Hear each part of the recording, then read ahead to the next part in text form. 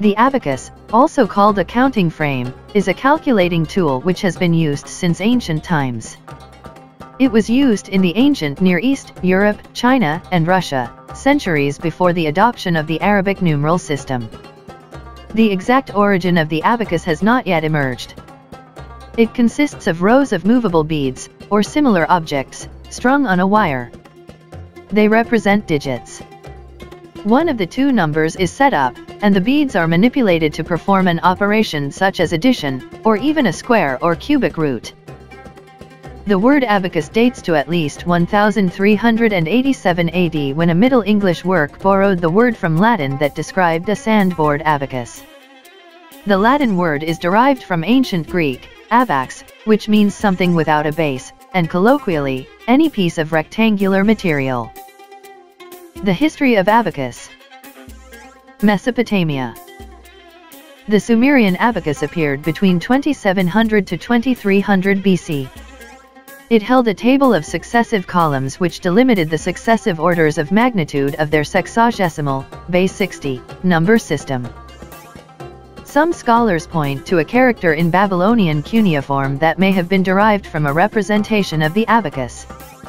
It is the belief of Old Babylonian scholars, such as Ederi Carucho, that Old Babylonians may have used the abacus for the operations of addition and subtraction.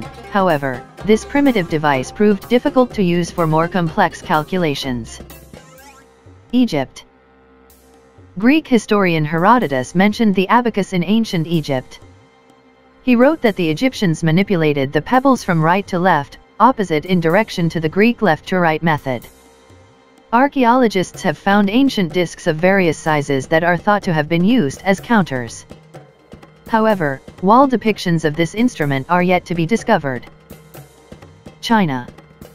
The earliest known written documentation of the Chinese abacus dates to the 2nd century BC.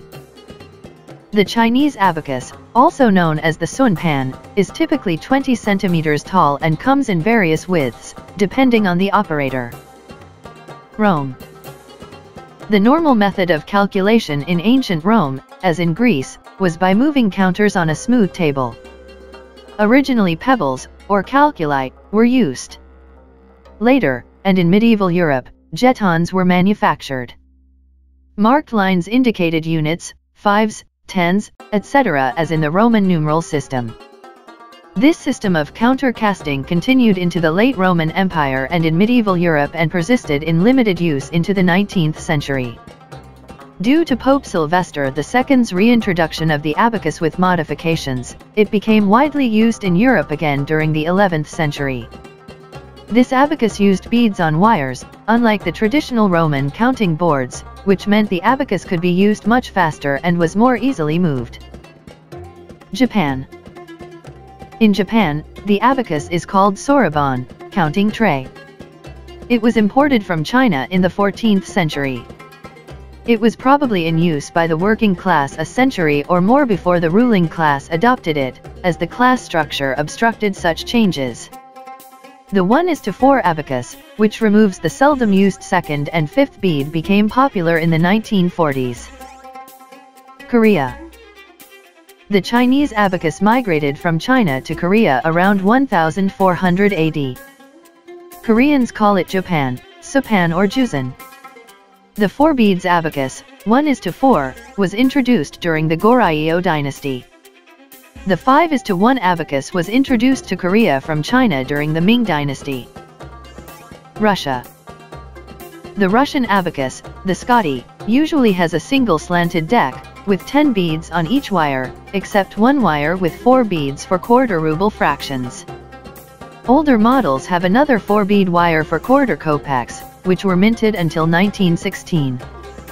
The Russian abacus is often used vertically, with each wire running horizontally. The wires are usually bowed upward in the center, to keep the beads pinned to either side. The school abacus. Around the world, abacuses have been used in preschools and elementary schools as an aid in teaching the numeral system and arithmetic. In Western countries, a bead frame similar to the Russian abacus but with straight wires and a vertical frame is common. Here in Museo Bulawan we are fortunate to have sunpan, an old Chinese abacus which was donated by the family of Lenny de la Peña.